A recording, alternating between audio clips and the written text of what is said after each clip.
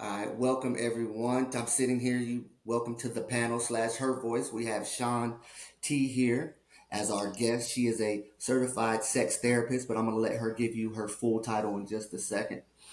How you doing today, Shaun? I am doing fantastic. How are you? I'm doing great, great. Thank you for being on the show. So go ahead, let's jump right into it. Give us a little bit of background of what it is your title first of all, and what it is you exactly do. Well, I prefer to just be called Sean, but I Okay. went to school and got all these extra different little letters behind my name. By trade, I am a licensed master level social worker, also a mental health provider and professional that specializes in human sexuality. So I am a certified sex therapist. Okay. One Awesome. of my very many titles, but that's my favorite title. Okay. I've been working in mental health for the last few years. Retired Army, foster mom, adopted mom. That's my proudest achievement. And I also have biological children of my own. I am out of San Antonio, Texas. So I'm happy to be with you right now. Awesome, awesome. So we're going to start with a little bit of a touchy subject, and then we're going to, as we progress in the interview, we'll kind of lighten it up. Okay.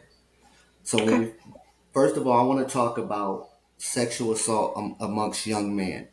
My specific question is, why are there so many young men who feel like they haven't been sexually assaulted by women when they have? And if you want to go ahead and elaborate on the conversation a little bit that we had Well, I before. think I think most of the time we don't, for one, we don't teach our young boys on what sexual assault actually is, which is kind of bad because if you don't teach them what sexual assault is, they don't know if they're committing it or receiving it. And so, what I hear a lot of is sexual trauma with young boys who tell me their sexual history that I have to take when they're coming in for any type of counseling. And they tell me that they're like 10 or 11 and their first sexual encounter is with their babysitter who's 16, 17, or their aunt. And most people think that when we think of sexual assault when it comes to young boys that it has to be perpetrated upon by other men. I'm talking about young boys who are being sexually assaulted by women, and we very rarely hear about that. So I've noticed it's pretty prevalent in our community, in the Black community, where I'll talk to a young man and he'll tell me how his sexual encounter went with when he was 10 or 11 or 12 with an older woman in the building or in the neighborhood or a teacher. And so since they don't get the definition and we don't speak about it enough, they don't know that they're being sexually assaulted. They think that it is coming of age, being turned into a man, and that men are so sexualized and over sexualized that they have the sense that they can't be assaulted. If you don't consent, if you don't know what's going on, if you did not ask for the act, then that's a sexual assault. And it doesn't matter what age or what gender or sex that you are. Okay. Now, whew, talk to us about your understanding of the after effects of young men who have been sexually assaulted at an early age. What are some of the things they may go through in life? It goes on and on. It can start from them just having a skewed view of just women, over sexualizing women because that's the first encounter that they see is an older woman who is forcibly having sex with them. Sometimes they know and sometimes they don't. It could be, now let's keep in mind, sexual assault doesn't always equate to just being like raped or penetration, but that's molestation, that's harassment. It happens, and we think that it's like a badge of honor for a young man. This perpetuates throughout their life when they have relationships with other people, how they see themselves sexually, how they see women, and they wonder why they don't. A lot of men are not respectful of women. If their first encounter was someone violating them and no one's talking about it, and they don't feel like they have a platform to say anything about it, then this is affecting their relationships. It affects their mental health. But I most of the time I see it when it comes to their long-term relationships with women. Does sexual assault?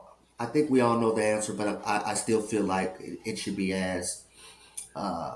Does sexual assault affect boys and girls differently, and if so, in what ways? No, absolutely not. The only thing that really changes is the way that society treats the victim or the survivor. Just think about it at the age, I'm pretty sure if you're in a room full of 50 men, there's at least 10 that will tell you about their first sexual encounter where they were unaware, not sure. A family member brought the woman there trying to tell them they're going to, earn their stripes, or they're going to be kind of jumped into the sexual game, and they think they're doing it as a favor because that's what happened with them. Not understanding that at a certain age, if you cannot consent, that's an assault. That it's all that really counts for an assault. So there are men in their 40s, 50s, and 60s that will talk about it, their sexual assault, with like pride, until I have to kind of say like, hey, did you want to do this? Did you agree upon it? No, no. It's kind of like they just kind of did it to me. I didn't know what was going on. And so it's like, hey, that let's not talk about that being your first sexual encounter. First sexual encounter means that you got to consent. You got to ask and say, this is what I wanted, not someone forcing that upon you.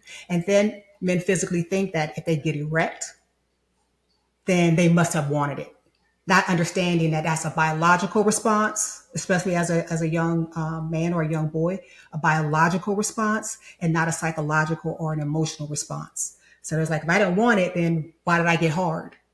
Mm-hmm. Same reason why you get hard in the morning, you have no control over it. It's not you, it's a biological response. And so they don't see it as that. And we need to start talking about it more, and paying attention to our young boys, especially around their babysitters and older cousins and aunts, and asking those questions like, is anyone touching you? Not just the uncles, but the aunts and the females in the family too. So, do you get in your field? Do you work with young ladies and young men, right? Yes. So, do you get more men or more women that you're dealing with, or young ladies, young boys? I Are you asking in the realm of like dealing just with sexual assault Yes, or sexual trauma? yes. Far more women or female or feminine energies, whatever you choose to be called, because it's not even when it's male on male, it's hard for a man who feels that he is a manly man to say that I was assaulted or raped by another man, because for some reason our society, they make them feel like they wanted it, or it makes them confuse or not understand their sexuality, because they think, okay, if someone raped me, that makes me gay, or that changes who my partner, my mother, my father, my girlfriend see me. And so they don't report it. We have a hard enough time trying to get just women to report it. So out of every 10 that are reported, there's 2 that are not being reported. Triple that when it comes to boys and men. And just so the audience knows, you'll be if you need therapy, we'll have Sean's information on screen, email information, however she feels she wants you to contact her. If you want to talk about this subject further. We're going to move on to a little bit more about the adult romance conversation. So we're going to lighten it up a little bit and talk about some love languages. What are some love languages that we need to know as men? Talk to the men. School us. Well, the men need to know all of the love languages. Um, most most of the time, because each partner, each person that you are with, their love language is going to be different. Of course, there's a book written on the 5 love languages, and it goes on to talk about your kids' love language, and relationship and religion love language. But we're talking about those that are most common, like acts of service, um, personal touch, words of affirmation, and gifts. Those are the ones that are kind of like major when it comes to most people. Jerry, do you know what your love language is? That's a great question. I don't know, but we don't do we don't, I can't let you interview me, but but that was a good I try. just, but this is how you find out, and this is why a lot of guys don't know what their person or their partner's love language is because they assume, and like most, it's very, very, very human to assume that the way that I like to receive love Yeah. is the way that my person likes to receive love. And I'm going to give you an example of how this pans out in arguments and in relationships. Okay. So if a guy is a provider, he's been told he has to be a provider. Naturally, he's feeling that I've been told that most women's love language is going to be acts of service. So what do acts of service looks like as a provider? I'm paying bills. I got you this house. I got you this car. You got your hair done. You got your nails done. You got the kids that you wanted that I didn't really want. And this is, you should be happy. I'm working 80-hour weeks trying to provide because that's what I was told that most women like providers and that's their love language. Gets home, she wants a divorce. Why? I'm doing everything possible. You don't spend no time with me. You work 80 hours a week and I never get to see you. We never get to spend any time with each other. He's like, I don't understand what you're talking about. I did this. Her love language is quality time. So where he is struggling and working because he didn't ask or didn't pay attention to what her true love language is, he's naturally thought, most men are thinking, to provide, acts of service, giving, house, car. When all she wanted, I wouldn't share tell him, I could have just been in a shack with you if you would have just, spent a little time with me when you got home from work or just worked at McDonald's and came home and just spent time with me. Or hers could be words of affirmation. You did all of this and you came home and didn't tell me I look pretty today. You don't love me.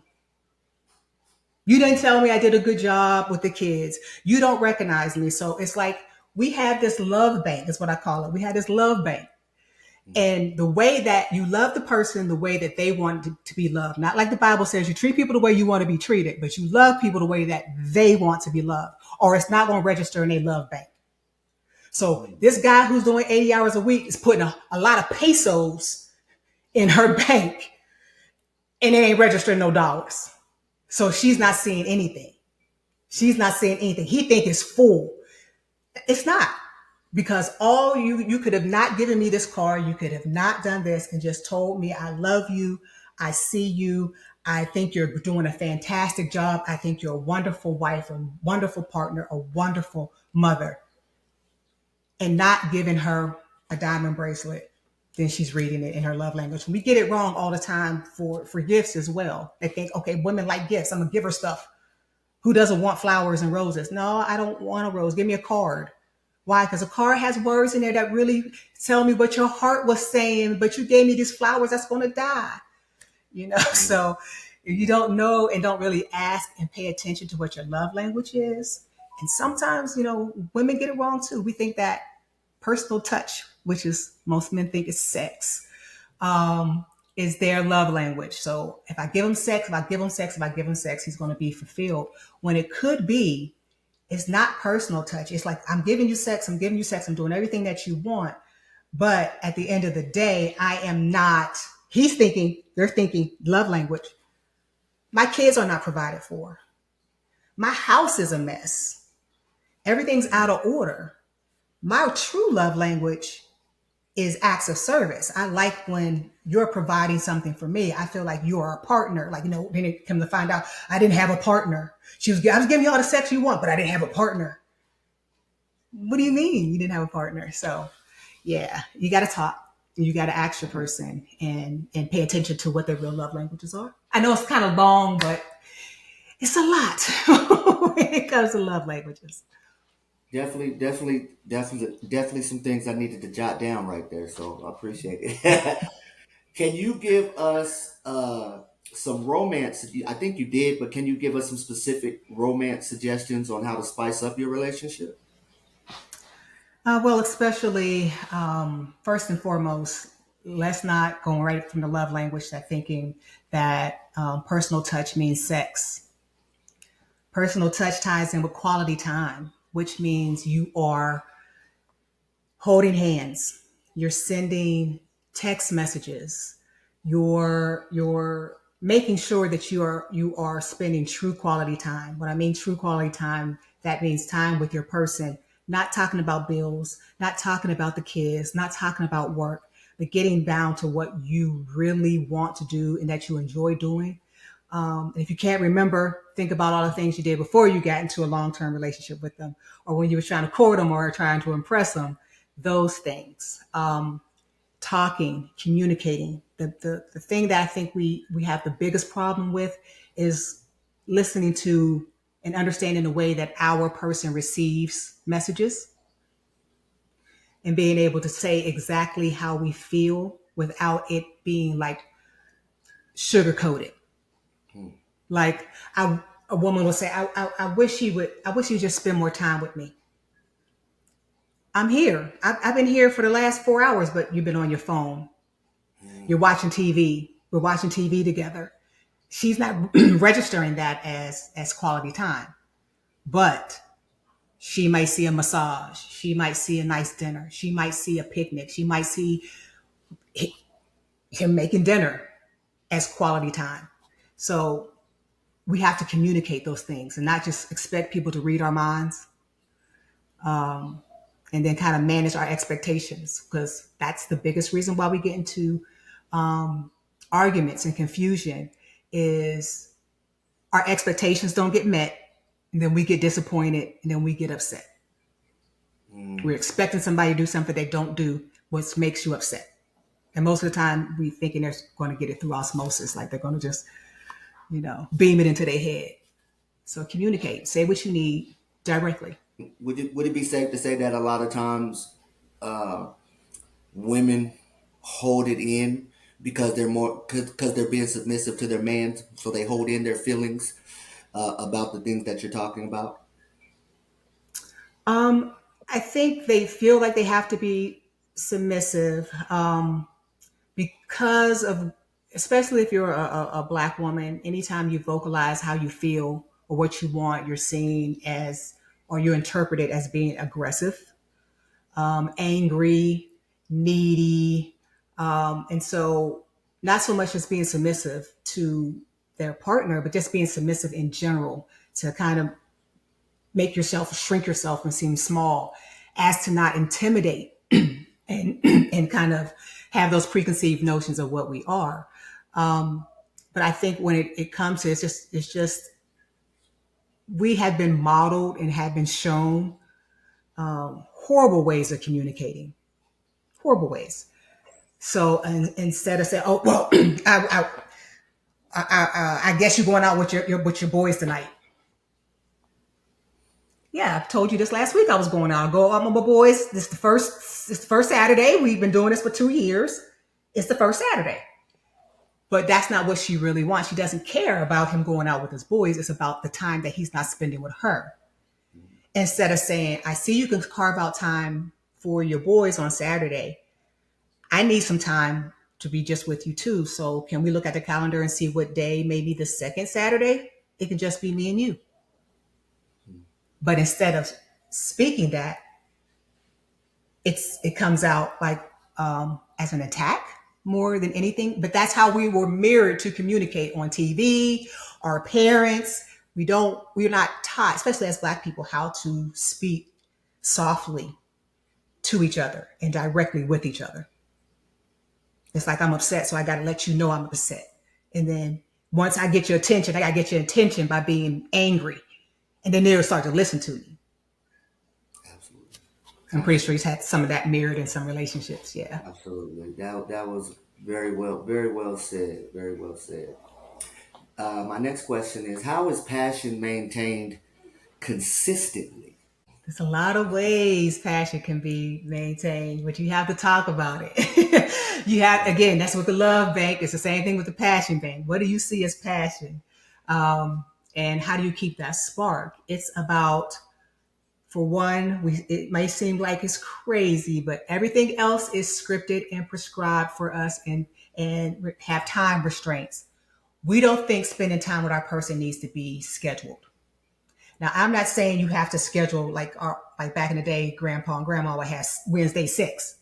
But there was a reason why there was Wednesday 6. Because he was working night shift. He had this and he had that going on. And the only time he had where they was both going to be up and have enough energy was going to be on Wednesday. It doesn't have to be that scripted, but to a point where we're going to spend Wednesday nights with each other. Whatever happens, happens. So how do you keep that passion? It's about not feeling like you have to wait for someone else to initiate. It's loving that person, remembering why you love that person, and showing them in a lot of different ways. And it's really hard to do if you really don't know your person. You don't communicate with them and talk to them to know what makes them happy. Whereas one person might want a dinner at a fancy restaurant, someone else just wants you to make them the peanut butter and jelly sandwich we made when we were struggling, and remind us of where we came from, because this is where we started. It's about doing things that are unique just to the two of you. Well, I'm a sex therapist, 3 or 4, sometimes depending on what your relationship is, but that's just unique to your relationship. So yes, remembering that, and being okay with initiating it. Sometimes we're like a little afraid to show our people that we love them and we care about them. Don't be afraid.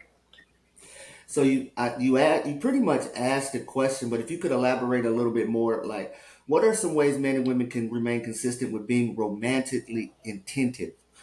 I think that's very important to be Yes. romantically attentive. Attentive, excuse me. Yes. Yes, you have to be, and it's about being romantic and being intentional about being romantic. Um, there's just a quick thing that I'll do if I'm like in a relationship with a particular gentleman uh, who worked a lot, and I'm working as a therapist. I can't always just pick up the phone and talk or send a text message, but I may have 3 or 4 minutes in between sessions. I will send him a brain emoji, and that will let him know I was thinking of him, but he can't call me because I'm busy. But whenever I thought about him and I had a chance, that's what I would do. Um, Find ways of what your person would register. Let them know what you would like. But some of the things that you might like, they may not like, to keep the spark alive. Um, Try different things. Try different locations. Small notes. Remembering things. Your person will tell you. You have all the information you need right there in that person. You just have to ask. So there's a lot of different things you can do. Some people do like flowers and messages, and for me, I'm a sports person. Before you send me anything, and you send me to a Steelers game, you love me forever. So it's just about knowing your person. But if you send me roses, I'm gonna look at you like, nah, I got an extra responsibility. I got to keep the kids alive, the dog alive, and these flowers. So it's just about knowing your person. All right.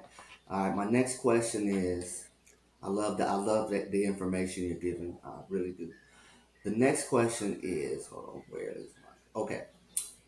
When it comes to romance and sex, what do your clients complain about the most when referring to their significant others? It is common in 75% of relationships. It's called desire discrepancy. Most people know it as one person's sex drive is higher than the other. But we don't, as professionals, we don't call it higher or lower, because there is no normal sex drive. There's no such thing as a normal sex drive. So you can't say one's higher or lower. But you might have a desire discrepancy. And what I mean by that is you don't talk to your person or your partner, and they feel that once a week is fantastic. That's all I need. Once a week. Then your partner might feel 3 or 4 times a week is acceptable. That can be kind of worked on. But when there's a hard time, when you have one person who wants it 3 or 4 times a week, and one person wants it once a quarter or twice a year. And so I have a lot that come in with desire discrepancies. And sometimes it's the longer they're in the relationship, the sex falls off. And then they're like, okay, what happened? You were just wild sex fiend and you wanted me so much. Now it's 10 years later, you don't want me anymore. Well, life has changed and we have responsibilities and your body's different. That's where that intimacy and that passion starts to come in. You have to make realistic expectations and goals about what you can do. But it happens. It happens where relationships come in where one person and we have a tendency to try to lead with our representative instead of who we really are. And so someone who doesn't really like sex will say, well, I was raised on porn. I was raised on this thing. This you're supposed to have a lot of sex. He wants to have a lot of sex. I'm going to do it for him. I'm going to do it for him. I'm going to do it for him. Now that I got him or her, I can scale back now. Instead of leading with, I think, or talking about it, I think what's acceptable for sex, like 3 or 4 times a week. Well, what about if we have responsibilities? Are things going to change? What's the least amount of times you want to have sex a week? I can go without. I'm okay if they tell you I'm okay with not having sex for a month, or I'm okay with or without it. You already know what's going to happen later on. They're going to be okay with or without it. Yep.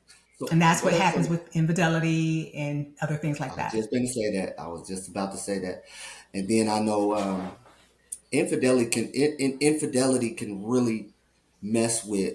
I believe can mess with a person's passion for that other person. If you're sleeping with somebody else or whatever. Mm-hmm. So I believe in holding out. You know, because the more you hold out, you're still gonna want your person because she's the one there. So you're gonna That go get that. that's not. You're gonna go get Yeah, that. that sounds like a good solution. But what I'm telling you, sometimes there's some people that are holding out for like 6 months, a year.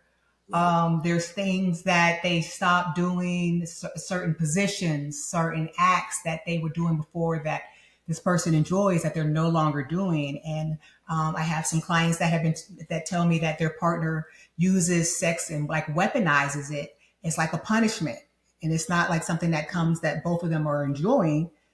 If you don't do this or you don't do that, then I'm going to withhold sex from you. And then are upset when they get it outside of the relationship. What I've seen is a trend of less infidelity and more consensual and ethical non-monogamous relationships. Right. Most people divorce. 75% of divorces are because of infidelity. So that's letting us know that there's only 25% of our marriages, when I'm saying relationships and marriages, are monogamous. Most of them are non-consensual polyamorous relationships where the other person doesn't know, the spouse doesn't know that they have someone else. Hmm. So we are living in a realistically a poly society that we don't want to say is poly. That's a great point. So talk to us a little. I want to take time now for you, and then I'm gonna end the interview after this because I really don't want to. I don't want you to keep giving away free game. I want them to get a hold of you and be able to contact you. So I want to, I don't want to give them everything, but talk to us a little bit about the things that are important to you, whatever it may be, with relationship, with sexual assault, things that you think the world should know. Things I think that the world should know. Um, First and foremost, my biggest, like my soapbox, my podium, my hill that I want to die on is comprehensive sex education, early comprehensive sex education. And what I mean by that is with our children. And I don't mean wait until you're in middle school to have your gym teacher talk to you about it. I'm talking at the ages of 3 and 4. When you're telling your children about their bodies, you should be giving them the correct anatomical names and also consent, not just for our little boys, but our little girls as well. Think about how we violate that consent and we don't teach. a consent culture in the United States. When we have little kids and we go to a family reunion or go to grandma, grandpa's house, and that 1 or 2 year old doesn't want to kiss your mom or give your uncle a hug or your aunt a hug, what's the first thing that we do? We kind of force them into go into that person, oh, give your nana a kiss or give this person a kiss or go sit on this person's lap. And they're like, no, no, no. What are we teaching them? We're teaching them that their bodies are not their own and that their word will not be respected within this family. So what happens when we're not teaching consent and then uncle, whoever his name is, wants to or attempts to molest or touch them? I said no in front of mom and dad when auntie wanted to kiss me and I didn't want to. I already know I have this feeling that they're not going to protect me or say it's okay when they do it. You're teaching kids that certain adults have power over their body because of their title or their closeness. And that's not teaching consent. And then it teaches them that, okay, if this adult can kiss and touch whenever, how do I know when I don't want it either way? When do I tell my parents? And That's a good so point. I think consent is big. So comprehensive education at an extremely early age, teaching them about their body parts. And there's your arm, your nose, your eyes, your penis, and your vulva, so that they know and they don't feel like sex is weird talking about a body part. No one feels weird about talking about their arm, but they feel weird. You got to call it a choo-choo train and all these other things. It's a regular body part. Don't give it a crazy nickname. And it also helps if someone does touch them when they say, well, he's playing with my choo-choo train.